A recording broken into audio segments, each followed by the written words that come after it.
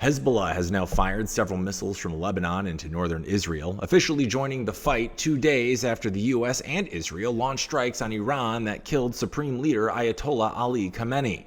The IDF says at least one projectile was intercepted by the Israeli Air Force after sirens sounded across northern Israel, while several others landed in open areas.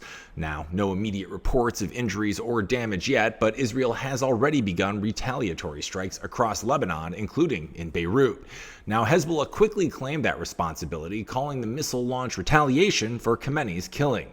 Or in other words, the warning phase is now officially over. And this matters for one very simple reason. This is no longer just an Israel-Iran confrontation, it's now multi-front. Despite being heavily degraded by near-daily Israeli strikes over the past year, Hezbollah remains Iran's strongest proxy force in the region, and Israel has made it crystal clear, privately and publicly, that if Hezbollah opened a northern front during a war with Iran, the response would be harsh.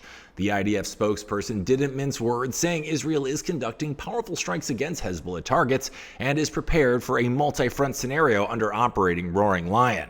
That's military speak for we very much expected this. Lebanon's leadership has publicly insisted that the decision of war and peace rests with the Lebanese state. Hezbollah apparently disagreed. So this wasn't symbolic solidarity, it was escalation.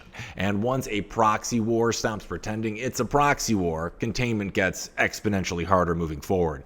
Lebanon, already fragile and economically battered, is now at risk of being pulled directly into a regional war it can't afford, financially, politically, or militarily.